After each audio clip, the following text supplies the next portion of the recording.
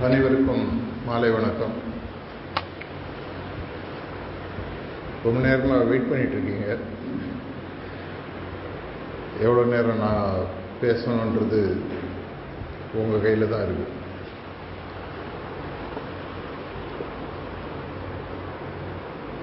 தசாவதாரம் பார்த்தவங்க எல்லாருக்குமே தெரியும். அதில் 3 அவதாரங்களில் விஷ்ணுவுக்கு எதிராக வந்தவர்கள் ஹிரண்யகசிபு, ஹிரண்யாக்ஷன், அடுத்தது பார்த்தீங்கன்னா அதுக்கப்புறம் ராவணன், கும்பகர்ணன், அதுக்கப்புறம் கம்சனன், சிசுபாலன். இந்த 3மே நீங்கள் பூர்வீகம் போய் பார்த்தீங்கன்னா இவங்க ஆக்சுவலாக விஷ்ணுவுடைய துவாரபாலகர்களாக இருந்தவர்கள். அவர் பிறவி எடுத்து கீழே வரும்பொழுது உங்களை விட்டு எங்களால் இருக்க முடியாது அப்படின்னு சொல்லும் பொழுது விஷ்ணு அவங்களுக்கு கேட்குறார், என்னுடைய பக்தனாக 100 பிறவி, இல்லைன்னா என்னுடைய எதிரியாக 3 பிறவி, எது வேணும் அப்படின்ற போது எதிரியாக 3 பிறவி, ஏன்னா திரும்பி சீக்கிரம் வந்துடலாம் அப்படின்னு சொல்லிட்டு. அவங்களுடைய பேர் ஆக்சுவலாக பார்த்தீங்கன்னா ஜெய விஜயன்னு சொல்லுவாங்க. நீங்கள் எந்த கோயிலில் போய் பார்த்துருந்தாலும் விஷ்ணு கோயிலில் பார்த்தீங்கன்னா அவங்களுடைய துவாரபாலர்கள் அங்கே வெளியில் இருக்கிற மாதிரி இருக்கும். இவங்களுடைய பேர் நீங்கள் எடுத்து பார்த்தீங்கன்னா இதில் ஒரு நல்ல ஒரு ஆன்மீகத்திற்கு சம்மந்தப்பட்ட ஒரு விஷயம் அதில் இருக்குது. ஜெய அப்படின்னு எடுத்து பார்த்தீங்கன்னா தமிழில் நீங்கள் பார்த்தீங்கன்னா ஜெயம், வெற்றி அப்படின்னு சொல்லி புரிஞ்சுக்கலாம். இந்த விஜயன்றது பார்த்தீங்கன்னா விஜயம். அப்போ ஜெயம் விஜயம் என்ன வித்தியாசம் அப்படின்னு சொல்லி பார்த்தீங்கன்னா, ஜெயம் அப்படின்னு எடுத்து பார்த்தீங்கன்னா உள்முக வெற்றி. இது நிறைய பேருக்கு நம்மளுக்கு தெரியாது. விஜயம், விஜய அப்படின்னு சொல்லி பார்த்தீங்கன்னா வெளிப்புற வெற்றி. இதை புரிவதற்காக தான் அந்த துவாரபாலர்கள் 2 காட்டுறாங்க. உலகத்தில் வாழ்பவர்கள் யாராக இருந்தாலும் ஒரே ஒரு சைடு வெற்றியை மட்டும் பெறுவதன் மூலமாக வாழ்க்கையினுடைய முழு அர்த்தத்தை, முழு பிறப்பின் பலனை அவங்களால அடைய முடியாதுன்றதை நமக்கு புரிய வைப்பதற்காக பல விஷயங்கள் நம்ம கடந்து வந்த பாதையில் பார்த்தீங்கன்னா, முக்கியமாக மதம் சார்ந்த விஷயங்களில் அதை சயின்டிஃபிக்காக சொல்லாமல் அதை புண்ணியம் பாபம்ன்ற மாதிரி சொல்கிறதுனாலே நம்ம நிறைய பேருக்கு அது விஷயங்கள் புரியாமல் போயிடுது. நேத்திக்கு மாஸ்டர் ஷாஜஹான்பூரில் அந்த செஷன் முடித்தோடனே பேசினது இடத்த கூட பார்த்தீங்கன்னா கிருஷ்ணருடைய பிறவி, மற்ற விஷயங்கள் எல்லாத்தையும் ஹிந்தியில் பேசினார். நான் திரும்பி சொல்கிற விஷயம் நம்மளுக்கு ஆக்சுவலாக நம்ம டீப்பாக பல விஷயங்களை போய் பார்க்கறது இல்லை. இது புரிஞ்சதுனாலே நம்மளுக்கு ஹார்ட்ஃபுல்னஸ், இதன் மூலமாக நமக்கு கிடைக்கக்கூடிய பலன்கள்ன்றது கொஞ்சம் தெளிவாக புரியும். நம்ம எல்லாருமே பார்த்தீங்கன்னா நார்மலாக மனிதர்களாக பிறந்தவர்கள் எல்லாருமே பார்த்தீங்கன்னா வெளிப்புற வெற்றி, விஜயம். அதனால தான் விஜயம் செய்தல் அப்படின்னு சொல்லுவாங்க. யாரும் ஜெயம் செய்தல்னு சொல்ல மாட்டாங்க. நான் ஒரு விஜயத்துக்காக போகிறேன், ராஜா சொல்வார். விஜயத்துக்காக போகிறேன்னா ஊர் சுற்றி பார்க்குறேன். வெளிப்புற வெற்றி. இந்த வெளிப்புற வெற்றி ரொம்ப ரொம்ப ஒரு முக்கியமான விஷயம். உங்களுடைய பொருளாதார, லௌகீக, பொது வாழ்க்கை சம்பந்தப்பட்ட அனைத்து விஷயங்களும் உலகத்தை நோக்கிய, வெளி உலகத்தை நோக்கிய அனைத்து விஷயங்களுமே பார்த்தீங்கன்னா இந்த விஜயம், வெளிப்புற வெற்றி. ஆனால் எப்படி ஒரு உடற்பயிற்சிக்காக நம்ம ஒரு ஜிம்னேஷியம் போகிறோம்னு வச்சுக்கோங்க, ஒரே ஒரு கையில் மட்டும் பலத்தை ஏற்றிட்டே போனான்னா பிரயோஜனம் இல்லை. வலது கையில் மட்டும் பலத்தை ஏற்றிட்டு இடது கை ஒரு ஈர்க்குச்சி மாதிரி இருந்ததுன்னா பேலன்ஸ் இருக்காது. அப்படின்னா எப்படி இரு பகுதிகளுக்கு நம்ம உடல் பயிற்சி கொடுக்குறோமோ இதே மாதிரி ஒரு விஷயத்தை நம்மளுக்கு புரிய வைக்கிறது தான் இந்த விஜயம், ஜெயம். ஆனால் நம்ம பிறந்ததுலேருந்தே மதமாக இருக்கட்டும், நம்ம சுற்றி நடக்கக்கூடிய விஷயங்களாக இருக்கட்டும், நம்ம சொல்கிறது எல்லாமே பார்த்தீங்கன்னா வெளிப்புற வெற்றி. நிறையா படி, நிறைய சம்பாதி, நல்ல பேர் வாங்கு, நல்ல புகழ் வாங்கு, பெரிய பதவியை வாங்கு, ஒரு பெரிய கம்பெனியில் பெரிய போஸ்டில் இரு, நிறைய காரு, நிறையா பங்களா, நிறைய குழந்தைகள், பேரன் பேத்தி, இதை மாதிரி வெளிப்புற வெற்றிகளையே நமக்கு சொல்லி பழகிடுறதுனால நமக்கு நார்மலாக வரக்கூடிய எப்படி ஒரு துலாபாரம் பேலன்ஸாக இருக்கணுமோ இதே மாதிரி 2 பகுதிகளும் பேலன்ஸாக இருக்குன்றதே புரியாமையே நம்ம வளர்ந்துட்டோம். அதனாலேயே ஆன்மீகத்தை பார்க்குறவங்க எல்லாருமே அதனுடைய உண்மையான தத்துவத்தை புரியாத மாதிரி பார்க்குறாங்க. உண்மையான வெளிப்புற வெற்றி வேணும்னா நீங்கள் முதல்ல உங்களை நீங்கள் வெற்றி கொள்ள வேண்டும். நான் என்னுடைய 40+ வருடங்கள் இந்த உலக வாழ்க்கையில் பல பணிகள், சொந்த கம்பெனி, பல பேரோட பழகினதில் நான் பார்த்த ஒரு விஷயம் அப்படின்னு சொல்லி பார்த்தீங்கன்னா,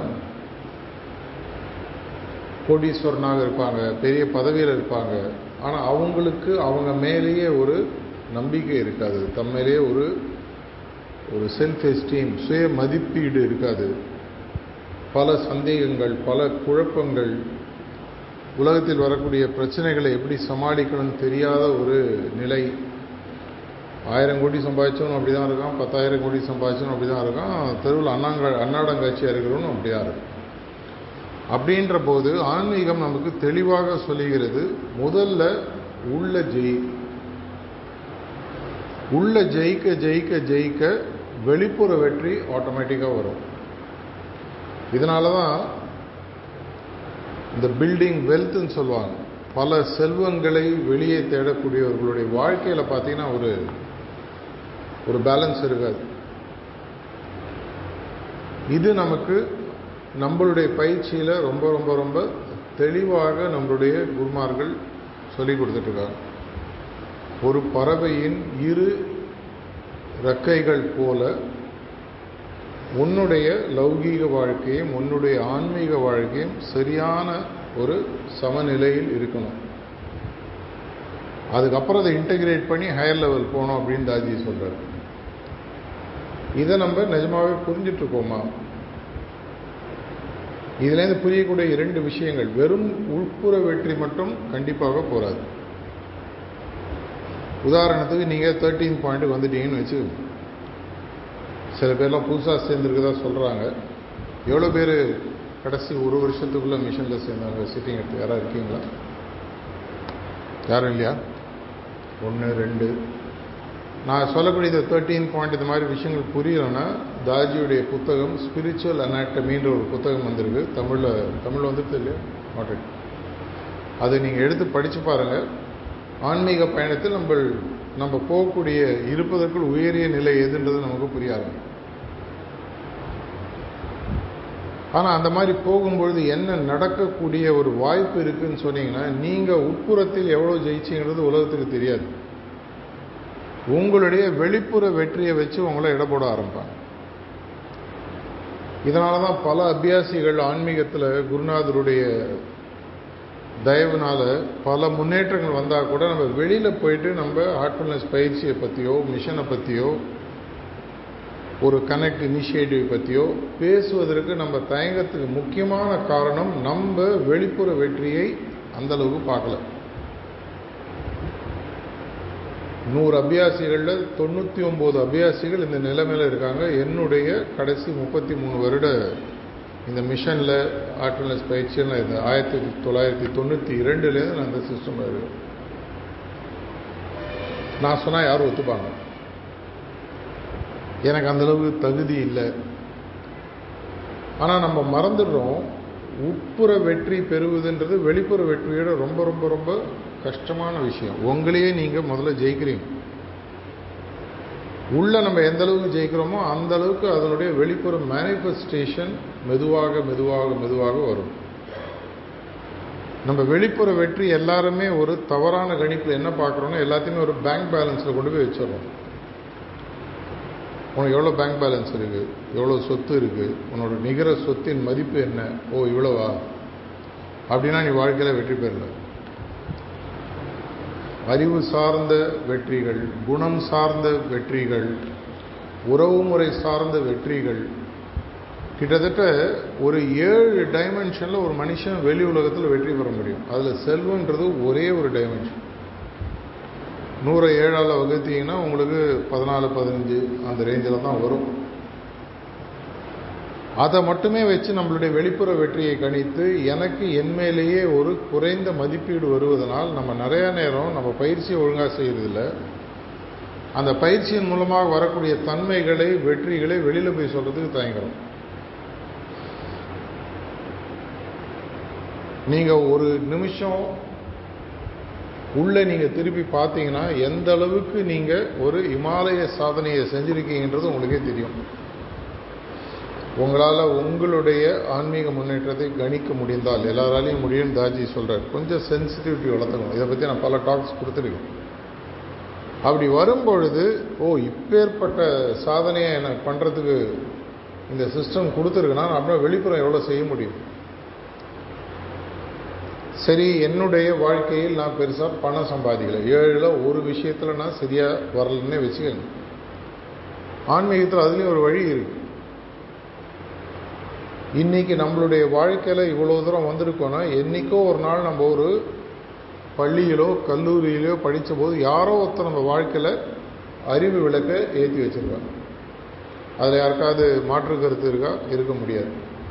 யாரோ ஒரு டீச்சர், ஒரு ப்ரொஃபஸர், ஒரு லெக்சரர் நம்மளுடைய முன்னேற்றத்திற்கு ஒரு அறிவு விளக்கு நம்ம கிரகிச்சுக்கிறோம், நம்ம வாங்கிக்கிறோம், அதை நம்ம அப்ளை பண்ணுறோம், வாழ்க்கையில் முன்னேறோம். ஆனால் யாரோ ஒருத்தர் அகல் விளக்காயினும் தூண்டுகோல் தேவை, வெளியிலேருந்து ஒருத்தர் கொடுக்குறாங்க. இந்த மாதிரி உலகத்திற்கு இன்னைக்கு ஒரு விளக்கை தூண்டக்கூடிய ஒரு திறமையை நம்ம அத்தனை பேருக்கும் ஒரே மாதிரி அள்ளி இந்த சிஸ்டம் நம்மளுடைய மாஸ்டர் கொடுத்துருக்காங்க.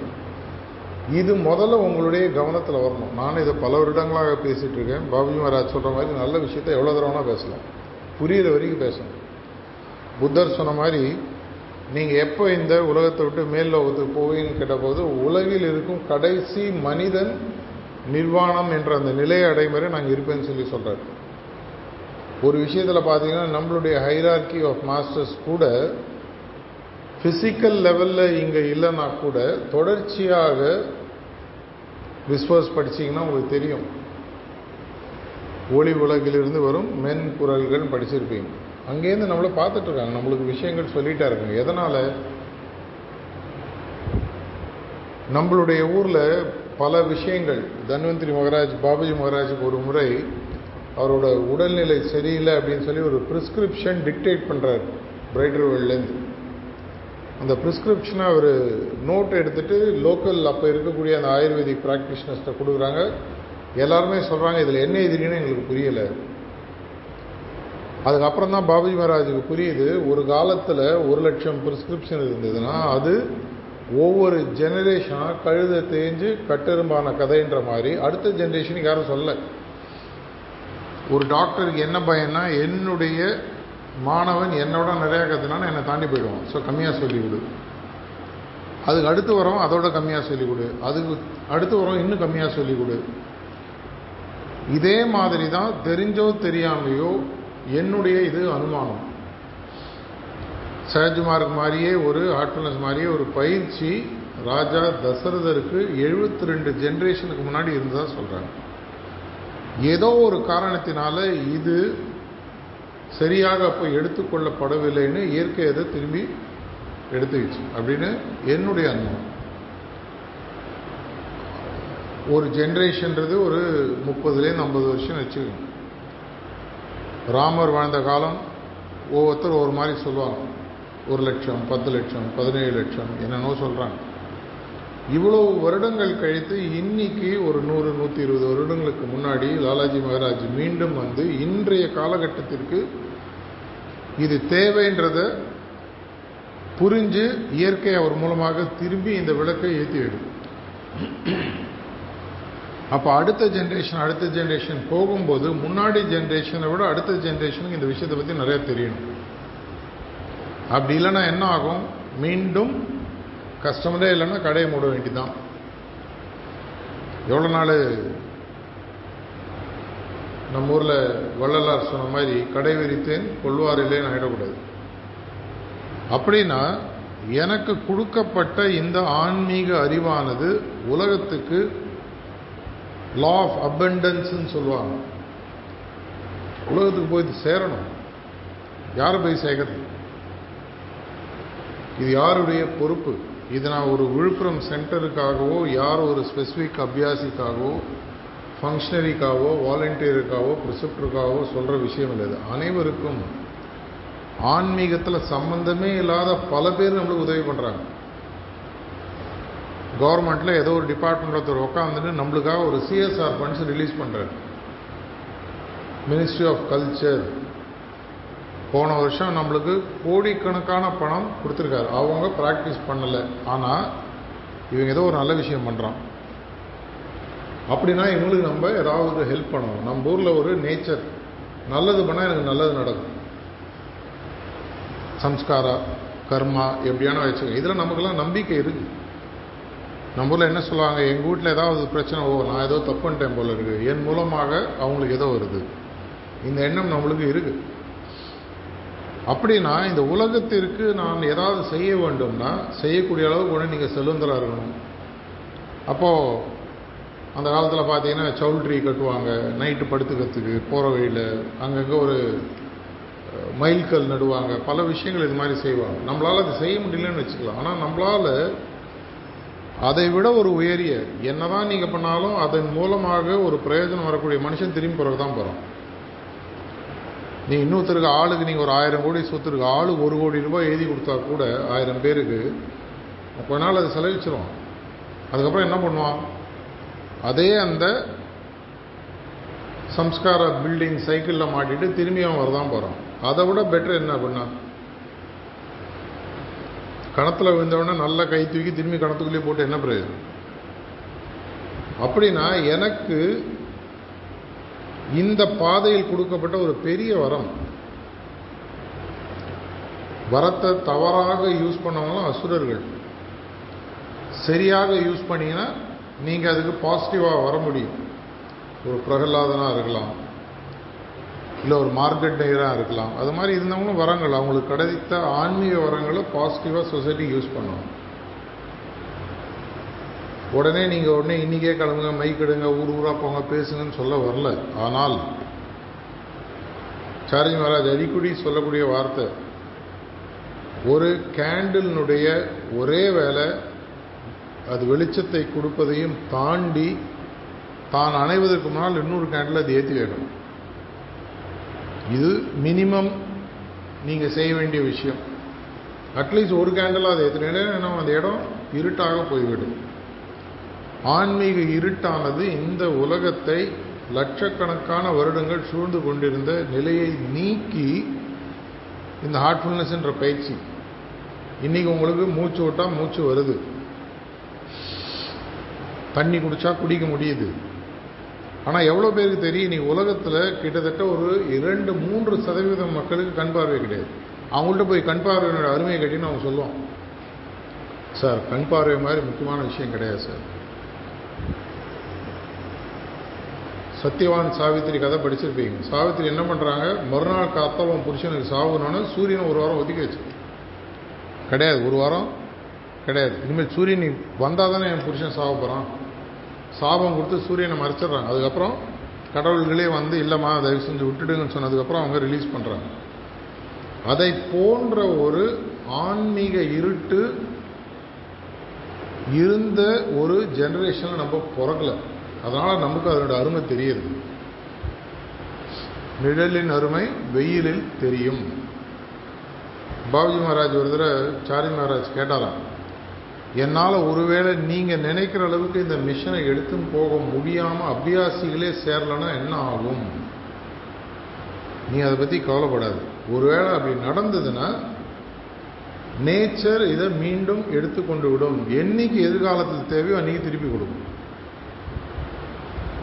இதே மாதிரி தான் முன்னாடி நடந்தது. இது சார்ஜி மகாராஜ் பர்சனலாக சொல்லி ஒரு 20-30 தடவை நானே கேட்டேன். வெவ்வேறு கான்டெக்ஸ்டில். நேச்சர் திரும்பி எடுத்துட்டுரும். எதை நீங்கள் யூஸ் பண்ணலையோ அது எங்கிருந்து வந்ததோ அது திரும்பி போயிடும். இதுதான் இயற்கையினுடைய விதி. ஒரு மழையாக பெய்கிற ஆறு யாரும் தொடரலன்னு நேரவே திரும்பி கடலில் கலந்துடும், திரும்பி மழையாக மாறி வரும். அந்த ஆற்றின் தண்ணீரை நீங்கள் எடுத்து யூஸ் பண்ணலைன்னா அது அந்த சைக்கிளில் அது வேஸ்ட். இதை போன்ற ஒரு கிராஸ் ரோட்ஸ்ன்னு லைஃப்பில் சொல்லுவாங்க. ஒரு குறுக்கு போட்டின்னு இந்த இடத்துல கிராஸ் ரோடுனா என்ன? இந்த கிராஸ் ரோடு வரும்போது சரியான முடிவு எடுத்து அந்த சரியான திசையில் நீங்கள் போகலன்னா தவறான திசையில் போக ஆரம்பிச்சிடுங்க. வி ஆர் கிராஸ் ரோட்ஸ்ன்னு சொல்லுவாங்க. அப்படின்னா என்ன அர்த்தம்? எனக்கு அங்கே எங்கே போகணுன்ற எனக்கு தெளிவு இருக்கணும். அப்படி இல்லைன்னா அவ்வளோ தூரம் நான் வந்தது எல்லாம் வேஸ்ட்டு. அப்பேற்பட்ட ஒரு நிலையில் அபியாசிகள், ஹார்ட்ஃபுல்னஸ் ப்ராக்டிஷனர்ஸ் எல்லாருமே இருக்காங்க. இது முதல்ல புரியறது. நான் இப்போ சொன்ன விஷயம் உங்களுக்கு தியரிட்டிக்கலாக புரியும், ப்ராக்டிக்கலாக புரிஞ்சதை நீங்களே உங்களுக்கு கேட்டுங்க. நிஜமாகவே ஒரு ஆன்மீக இருட்டு இருந்த காலத்தில் நான் பிறக்காதது எனக்கு இது வரமா சாபமா? அப்படி வரன்ற பட்சத்தில் இந்த ஆன்மீக வெளிச்சமானது உலகத்துக்கு போய் சேரணும் வேணாம்? இன்னைக்கு தான் சூரிய ஒளி கடைசி நாள்லேருந்து சூரியன் கிடையாதுன்னு நம்ம லைஃப் என்ன ஆகும்? சார்ஜ் மகாராஜ் ஒரு சயின்டிஃபிக்காக சொன்னார், it takes only 1 month if the sun disappears for the earth to vanish அப்படின்னார். மேக்ஸிமம் 1 மாதம் சூரிய ஒளி கட்டாச்சுன்னா 1 மாதத்துல அந்த உலகம் காலி ஆகிடும் சொல்லி சொன்னார். சயின்டிஃபிக்காக ரைட்டாக இல்லையான்னு போய் சாட் ஜிபிடி, கூகுள் எல்லாத்தையும் கேட்டுக்கணும். அப்படி இருக்கக்கூடிய காலகட்டத்தில் நம்ம பிறக்கலன்றதே ஒரு பெரிய பெரிய பெரிய ஒரு வரம். செல்வம்ன்ற ஒரு வரத்தை விட்டுருங்க, மற்ற 6 எக்ஸ்டர்னல் வரத்தை விட்டுருங்க.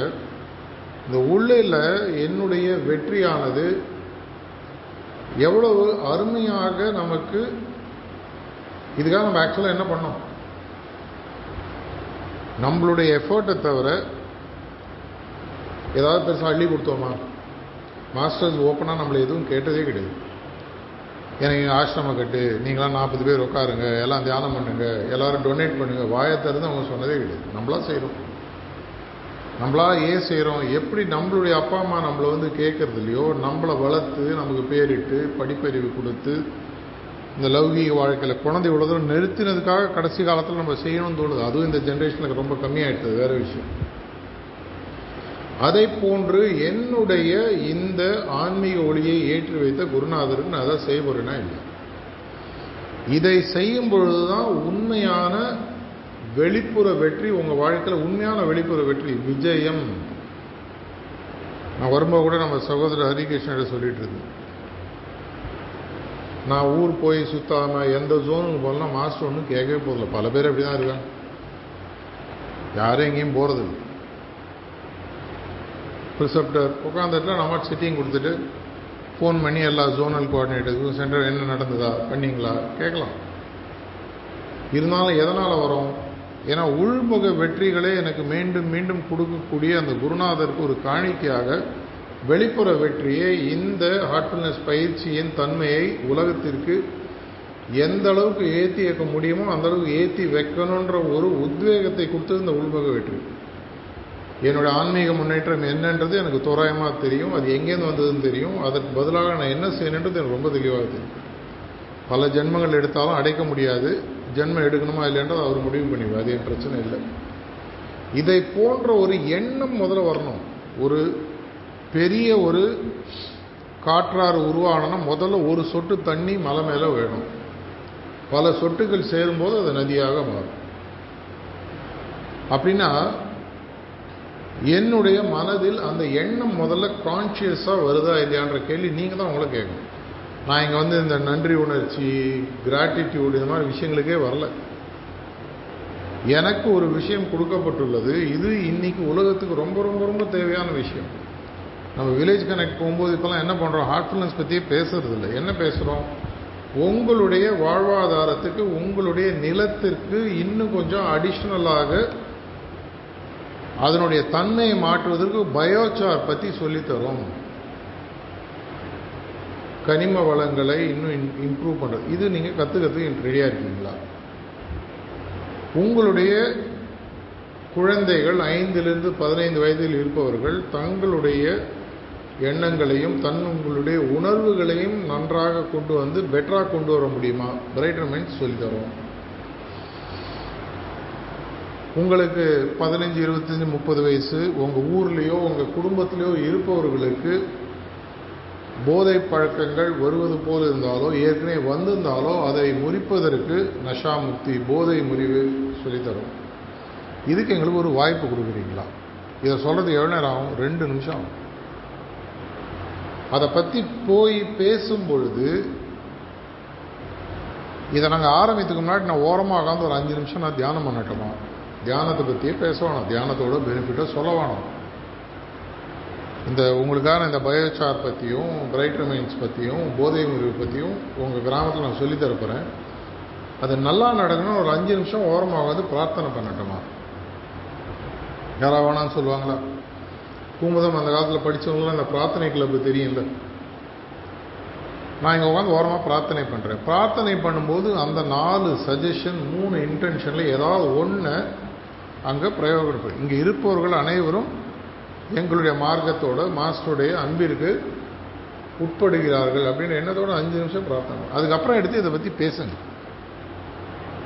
இதை பற்றி பேசிட்டு 10 நிமிஷம் 15 நிமிஷம் பேசுகிறீங்க. பேசி முடிச்சுட்டு கடைசியாக ஒரே ஒரு வார்த்தை, இதெல்லாம் நீங்கள் பண்ணிட்டீங்க, என்னுடைய மாற்றத்திற்கு சில விஷயங்கள் யூஸ்ஃபுல்லாக இருந்தது, நான் உங்கள்கிட்ட இதை பற்றி பகிரலாமா? ஆங்கிலத்தில் பர்மிஷன் மார்க்கெட்டிங் சொல்லுவாங்க. இல்லைங்க வேணாங்க கிளம்புங்க. சரி கிளம்புங்க, நோ ப்ராப்ளம். இல்லை சொல்லுங்கள். உள்முகமாக பாற்று உள்முக வெற்றிக்கு சில விஷயங்கள்லாம் கற்றுட்டுருக்கு. என்னுடைய எண்ணத்தை சீர்படுத்தவும் என்னுடைய உணர்வுகளை சரியாக கையாளவும் நான் ஒரு பயிற்சி பண்ணுறேன். ஹார்ட்ஃபுல்னஸ் என்ற பேரை சொல்ல வேணாம், கடவுள் பேரை கொண்டு வர வேணாம், எதையுமே சொல்ல வேணாம். என்னுடைய எண்ணங்களையும் உணர்வுகளையும் சரிநிலை சமநிலைப்படுத்துவதற்கு ஒரு பயிற்சியாக பண்ணேன். தொடர்ச்சியாக ஒரே எண்ணத்தை வைப்பதனால் என்னுடைய எண்ணத்தை என்னுடைய கட்டுப்பாட்டில் கொண்டு வரவும் உணர்வுகளின் தன்மைகளை அன்றாடம் செய்யக்கூடிய சுத்திகரிப்பின் மூலமாக சரி செய்யவும் நான் பழகிட்டு இருக்கேன். உங்களுக்கு இஷ்டம்னா சொல்லித்தரேன். அதையும் மீறி வேண்டான்னு சொன்னால் மூட்டையை கட்டிட்டு கிளம்பு.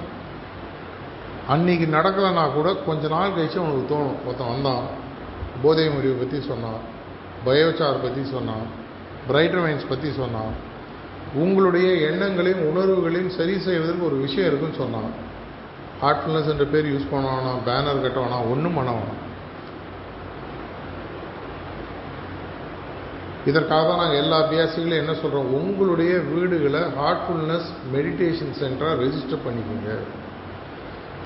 இதை விட நீங்கள் நிறைய பேருக்கு இன்னும் நுணுக்கங்கள் புரியறதில்லை. மீண்டும் இது தெரியும் ஒரு 50-100 தடவை இதை பற்றி சொல்லியிருக்கு. ஹார்ட்ஃபுல்னஸ் தியானமயமாக உங்களுடைய வீட்டை நீங்கள் ரெஜிஸ்டர் பண்ணுறதுக்கு மேக்ஸிமம் 3 நிமிஷம் ஆகும். அதுக்கு மேலே ஆகாது. உங்களுக்கு டெமோ வேணுன்னா நாளைக்கு உங்கள் டீமை வச்சு நான் காட்ட சொல்கிறேன். அதுக்குன்னு ஒரு லிங்க் இருக்குது, டெய்லி வந்துட்டுருக்கு. இப்போது 23 ஜூலை வரைக்கும் சாரிஜி மகராஜுடைய பிறந்த நாளுக்காக 50 நாள் சவால்னு ஒன்று வந்துருக்கு. படிக்கிறீங்களா? அனௌன்ஸ்மெண்ட் சேனல் எல்லாத்துலேயும் வருதா? டெய்லி ஒரு சின்ன கொட்டேஷன், கீழே ஒரு லிங்க் இருக்குது. அது போய் லிங்க் பண்ணி உங்களுடைய வீட்டை நீங்கள் பதிவு பண்ணிங்கன்னா என்ன நடக்குன்றது உங்களுக்கு தெரியுமா? ஆட்டோமேட்டிக்காக உங்களுடைய அந்த இடமானது அந்த கூகுள் லொக்கேஷனோட ஜிபிஎஸ்ன்னு சொல்கிறோம் இல்லையா, அது கொண்டு போய் கூகுள் மேப்பில் போய் உக்காந்துடும். அந்த கூகுள் மேப்பில் யாராவது ஒருத்தர் உள்ளே போய் நியர் மீ தேடுவீங்க இல்லையா, near me restaurant, near me hospital, எனக்கு ஸ்ட்ரெஸ்ஸாக இருக்குது, எனக்கு ரிலாக்ஸேஷன் தெரியணும், எனக்கு டிப்ரெஷனாக இருக்குது, கீவேர்ட்ஸ் எஸ்இஓன்னு சொல்லுவாங்க, சர்ச் இன்ஜின் ஆப்டிமைசேஷன். இதை பண்ணுவதற்கு ஒரு வேர்டை போட்டு தேடினீங்கன்னா கூகுள் முதல்ல என்ன பண்ணுன்னா பக்கத்தில் ஒரு ஸ்கொயர் கிலோமீட்டரில் என்னென்ன இருக்குன்றதை மேப்பில் காட்டும். அதில் போய் ஹார்ட்ஃபுல்னஸ் மெடிடேஷன் சென்டர், இதுக்கு அதுக்கும் லிங்க் இருக்கு போல தட்டுவான். தட்டினோன்னு உங்களோட பேரும் மொபைல் நம்பரும் வரும். நம்மளுடைய குளோபல் ஹெட் குவார்ட்டர்ஸில் இதை வச்சு ஒரு ரிசர்ச் வச்சு என்ன கண்டுபிடிச்சிருக்காங்கன்னா, ஒவ்வொரு ஹார்ட்ஃபுல்னஸ் மெடிடேஷன் சென்டர்லேயும் ஒரு மாதத்துக்கு மினிமம் 100லேருந்து 200 பேர் கிளிக் பண்ணி பார்க்குறாங்க. நான் விழுப்புரத்து ஹைவேல போயிட்டே இருக்கேன், நியர் மீ எனக்கு தியானம் போடுற இமீடியட்டாக என் பேர் வந்தாலும் ஒருத்தன் வந்து ஃபோன் பண்ணி, சார் இங்கே பார்த்தேன் வரலாமா? நீங்கள் ப்ரிசப்டர் இல்லை, உங்கள் வீட்டுக்கு யாரோ ஒருத்தர் ஃபோன் பண்ணி வரலாமான்னு கேட்குறாரு. வான்னு சொல்லுவீங்களா வானான்னு சொல்லுவீங்களா? வாங்க உட்காந்து பேசுவோம். அவராக வரார், நாம் யாரையும் கூப்பிடல, நீங்கள் யார்ட்டையும் போய் பேச வேணாம். உங்கள் எல்லாருக்கும் இருக்கக்கூடிய முக்கியமான பிரச்சனை, நான் போய் இறங்கி யாரையும் பேச மாட்டேன், உனக்கு இஷ்டம் தான் என் வீட்டுக்கு வா. கரெக்டாக நோகாமல் நோம்பு கும்பிடணும். சிவாஜியோட பாஷையில் நான் இறங்க மாட்டேன், தானாக நடக்கணும். லக்ஷ்மி வந்தாலும் தேடின்னு வரும், நான் போக மாட்டேன், நான் வேலையெல்லாம் செய்ய மாட்டேன். ஏன்னா வேலை செஞ்சால் வேர்க்கும், வேர்த்தா தலைவலி வரும். நான் உட்காந்த இடத்துலேயே நான் நோகாமல் நூடுல்ஸ் சாப்பிடணும், நோம்பு கும்பிடணும். என்ன பண்ணோம்? உன் பேர் ரெஜிஸ்டர் பண்ணணும், தானாக வரும். வரவங்களை என்ன பண்ணோம்? நீ ஒன்றுமே பண்ணணும், மாஸ்டர் கிளாஸை ப்ளே பண்ணணும். அவர் பேசுவார். மாஸ்டர் கிளாஸ் எவ்வளோ பேருடைய ஃபோனில் டவுன்லோட் பண்ணி வச்சுருக்கீங்க? கை தூக்குங்க பார்க்கலாம். மொத்தம் 2 பேர் 4 பேர் அவ்வளோதான். பாக்கிலாம் என்ன மொபைலில் ஸ்பேஸ் இல்லையா, இல்லை பண்ணணும்னு தெரியாதா? இதற்காக என்ன பண்ணியிருக்கோன்னா 15-17 நிமிஷம் வருஷனாக போட்டு ரெடி பண்ணி வச்சிருக்கோம். அதில் அவர் தமிழில் பேசுவார்.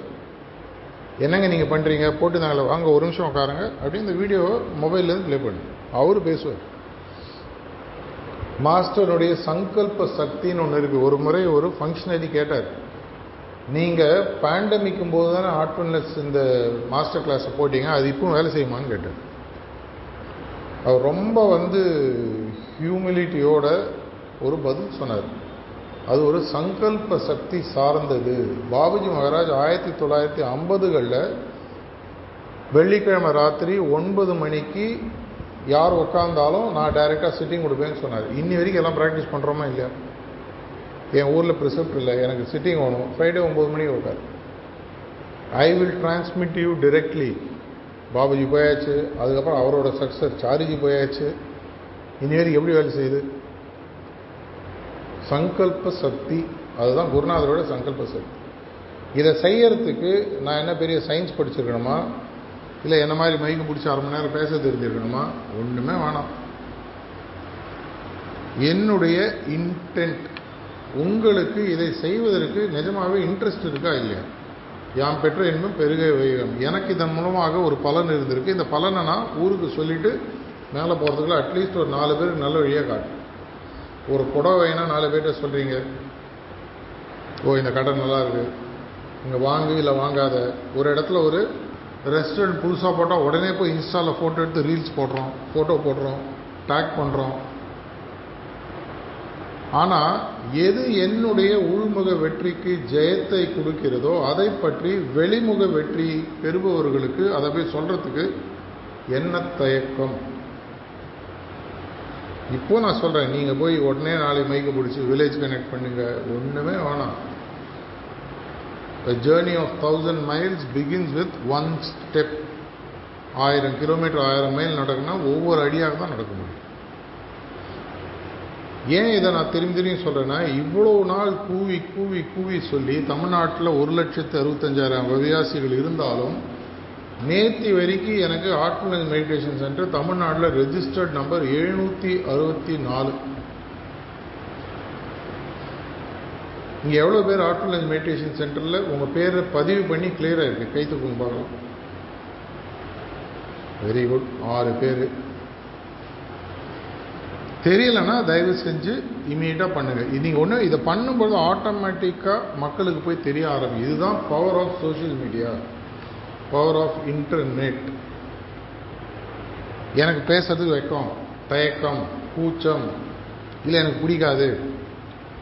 ஆனால் வெறும் என்னோட பேரை பதிவு செய்வதன் மூலமாக ஹார்ட்ஃபுல்னஸ் தியான மையமாக என்னுடைய வீட்டை பதிவு செய்யும் பொழுது ஆட்டோமேட்டிக்காக மக்கள் என்னை தேடி வர ஆரம்பிச்சு. சின்ன விஷயம். இதை தாண்டி அடுத்தது வெளியில் போய் பேசுறது, அதை தாண்டி ஒரு ஃபங்க்ஷனரி ப்ரிசெப்டிவ் ரோல் எஸ்என்பியில் அப்ளை பண்ணுறது, அதை தாண்டி ஃபங்க்ஷனரி ரோல், அதை தாண்டி இன்னும் அதை தாண்டி 70 வயசில் இவ்வளோ கஷ்டப்பட்டு ஷாஜகான்பூர் அங்கெங்க டெய்லி ஒரு நாளைக்கு கிட்டத்தட்ட 600 கிலோமீட்டர் ரோட்டில் சுற்றுறாரு. அவருக்கு தேவையா? எல்லாம் லைவில் உட்காந்து பார்க்குறோம்ல. யாராவது ஒரு செகண்ட் யோசிச்சோமா? இந்த லாஸ்ட் 7 நாள் அவருக்கு என்னென்னலாம் உடல் உபாதைகள் வந்ததுன்றது எனக்கு தெரியும். அவருடைய காரியதேசியாக இருக்கிறதுனால பல விஷயங்கள் எனக்கு தெரியும். இதனால ஏன் செய்கிறார்? 27 ஜூன் வரைக்கும் ஆல்ரெடி அஃபிஷியல் டூல் பப்ளிஷ் ஆகிருக்கு. வாட்ஸ்அப்லாம் நிறைய ஃபார்வர்ட் வந்துருக்கு, பார்த்துருப்பீங்க. எதனால் செய்யணும்? தன்னுடைய குருநாதருக்கு அவருடைய மானசீகமாக அவர் கொடுத்த ஒரு வாக்குறுதி. என்னால் முடிந்த அளவுக்கு இந்த உலகத்தில் இந்த விஷயத்தை பேச சேர்றதும் சேர்றாதும் அவங்களுடைய பிரச்சனை. நாளைக்கு தமிழ்நாட்டில் யாரை நிறுத்தி உனக்கு ஹார்ட்ஃபுல்னஸ் பயிற்சி தெரியுமான்னு கேட்டால் தெரியும்னு சொல்லணும். நான் ப்ராக்டிஸ் பண்ணுறேன், பண்ணல, சேர்ந்தேன், சேரல, அது அவங்க இஷ்டம். ஒரு பர்டிகுலர் கூல்ட்ரிங்க் உங்களுக்கு பிடிக்குது, இது எனக்கு பிடிச்சிருக்கு, உங்களுக்கு வேணுமான்னு, இல்லைங்க எனக்கு வேணாம், பிடிக்கல. ஆனால் தெரியுமா? தெரியும். தமிழ்நாட்டின் முதல்வர் பேர் சொன்னால் தெரியும், இந்தியாவின் பிரதமர் பேர் சொன்னால் தெரியும். அவங்கள எனக்கு பிடிக்குமா? அது வேற கருத்து. தெரியும். இவ்வளோதான் நம்ம கேட்குறது. நீங்கள் இருக்கக்கூடிய இடத்துல ஒரு ஸ்கொயர் கிலோமீட்டரில் ஹார்ட்ஃபுல்னஸ்னால் எல்லாருக்கும் தெரிகிற மாதிரி செய்யுங்க, அது போகும். இதை நீங்கள் நாளைக்கே செய்யணும். 1 வருஷம், 2 வருஷம், 3 வருஷம், ஏதோ ஒரு நேரம் டைம் லைன் ஒன்று ஃபிக்ஸ் பண்ணிக்கணும். நீங்கள் பிறந்ததுலேருந்து இன்று வரைக்கும் உங்களுக்கு கண்டிப்பாக ஒரு 500-1000 பேராக தெரிஞ்சிடும். இப்போ ரீசண்டாக ஒரு இனிஷியேட்டிவ் ஆரம்பித்தாங்க, பார்த்துருப்பீங்க இல்லையா? ரெஸ்ட்னு ஒன்று, ஃபார் ரெஸ்ட்னு ஒன்று ஆரம்பிச்சிருக்கோம், பார்த்துருப்பீங்க இல்லையா? நிறைய இதில் ஃபார்வர்ட் ஆச்சு. அதில் என்ன பண்ணணும்? உங்களுக்கு தெரிஞ்சவங்களுக்கு மாஸ்டர் கிளாஸ் லிங்கை வேறுனா ஃபார்வர்ட் பண்ணணும், அவ்வளோதான். நம்ம காத்தால் எழுந்துக்கிறது வாட்ஸ்அப்பில், வாழறது வாட்ஸ்அப்பில், நைட்டு படுக்கிறது வாட்ஸ்அப்பில், தூங்கும்போது எழுந்து பார்க்கறது வாட்ஸ்அப்பு. எல்லாரும் நம்மளாம் ஸ்ட்ரெயிட் ஃபார்வர்ட் பீப்புள். எது வந்தாலும் ஸ்ட்ரெயிட்டாக உடனே ஃபார்வர்ட் பண்ணிவிடுவோம் வாட்ஸ்அப்பில், கரெக்டாக. இவங்க ஃபாரெஸ்ட்டில் என்ன சொல்கிறாங்க? இந்த மாஸ்டர் கிளாஸ் இருக்கிற உங்களுக்கு இருக்கிற அனைத்து கான்டாக்ட்ஸுக்கும் தயவு செஞ்சு ஒரு முறை அனுப்புங்கள். அதுக்கப்புறம் அவங்களுக்கு அட்லீஸ்ட் அந்த பிராண்ட் ரீகால் வரும். இது அத்தனையுமே இன்னைக்கு இவ்வளோதான். இதுக்கு மேலே நீங்கள் ஒன்றுமே பண்ணணும். இதில் நீங்கள் ஒரு பிஸ்தா ஆகிட்டீங்கன்னா ரூமை விட்டு வெளியில் போகணும். பிள்ளையாராக இருங்க, முருகனாக இருக்கணுன்ற அவசியம் இல்லை. முருகன் கஷ்டப்பட்டு உலகம் ஃபுல்லாக சுற்றினார், பிள்ளையார் மாம்பழத்தை வாங்கி போனார். அவர் அப்பா அம்மாவை அங்கேயே சுற்றிட்டு நீ தான் உலகம் அப்படின்ட்டு கரெக்டாக படிச்சிருப்பீங்க எல்லாரும் கதையும். இது செய்கிறது என்ன கஷ்டம்? டேட்டா ஃப்ரீ, லிட்ரலாக ஃப்ரீ. வீட்டில் ஒய்ஃபை இருக்குது, டேட்டா 200 ரூபா 300 ரூபாய்க்கு அன்லிமிட்டெட். அட்லீஸ்ட் ஒரு நாளைக்கு 2.5 GB டேட்டா கொடுக்குறான். வாட்ஸ்அப்பில் இந்த லிங்கை ஃபார்வர்ட் பண்ணுறதுக்கு 100 கிலோபைட்ஸ் கூட ஆகாது. நான் ஆக்சுவலாக கால்குலேட் பண்ணிடுவேன். ஏன்னா நீங்கள் அதில் இமேஜ் ஃபார்வர்ட் பண்ணல, லிங்கை ஃபார்வர்ட் பண்ணுறீங்க. எனக்கு தெரிஞ்சவங்களுக்கு 3 நாளைக்கு தொடர்ச்சியாக மாஸ்டர் கிளாஸ் லிங்கை நான் ஃபார்வர்ட் பண்ண போகிறேன். எவ்வளோ நேரம் ஆகும்? என்னோடய ஃபோனில் கிட்டத்தட்ட 12,000 கான்டாக்ட், எல்லாருக்கும் நான் ஒரு தெரியாத அனுப்பிச்சிட்டேன். மினிமம் ஒரு தெரியாத அனுப்பிச்சிருச்சு. நிறைய பேர் சேர்ந்துருக்காங்க, சில பேர் மேலே அனுப்பாதன்னு மெசேஜ் அனுப்பிச்சிருக்காங்க. பரவாயில்ல, நடக்குதான் நடக்கும். எனக்கு பிடிச்ச விஷயத்த மற்றவங்களுடைய மனசு நோகாமல் பேசுவதற்கு எனக்கு உரிமை இருக்குது. நான் யாரையும் ஃபோர்ஸ் பண்ணல, சேர்ந்து தான் ஆகணும்னு சொல்ல. நம்ம கன்வர்ஷன் ப்ராசஸில் இல்லை, நம்ம இருக்கிறது மைக்ரேஷன் ப்ராசஸ். புரிஞ்சு வச்சுக்கோங்க. கன்வர்ஷன் வேறு, மைக்ரேஷன் வேறு. 10வது படிக்கிற பையனுக்கு 11வது படின்னு சொல்கிறது தப்பு இல்லை. அந்த ஸ்கூல் விட்டு ஏன் ஸ்கூலுக்கு வான்னு சொன்னால் தப்பு. அது கன்வர்ஷன். நம்ம பண்ணுறது மைக்ரேஷன். ஹையர் ஸ்டடீஸ் இருக்குப்பா, படி. எவ்வளோ நாள் 10ஆம் கிளாஸ் படிப்பேன். ஜெயமா விஜயமா? ஜெயத்தின் மூலம் விஜயமா, விஜயத்தின் மூலம் ஜெயமா? நீங்கள் தான் முடிவு பண்ணோம். சொன்ன அனைத்து கருத்துக்களையும் இவ்வளோ நேரம் பொறுமையாக கேட்டதுக்கு முதல்ல நன்றி. ஆனால் இதை மீறி அட்லீஸ்ட் கொஞ்சமாவது ஏதாவது செய்ய முடியுமா? எதிர்காலத்தில் ஒரு ஆன்மீக இருள் மீண்டும் வராமல் செய்யக்கூடிய ஒரு பெரிய அருகதையை மாஸ்டர் உட்காந்துருக்காரு. உட்காந்துட்டு செய்ய முடியும். செய்யணுமா வேணாமா, எப்போ செய்ய போகிறோம், இந்த முடிவை நீங்களே பார்த்து எடுங்க. நன்றி, வணக்கம்.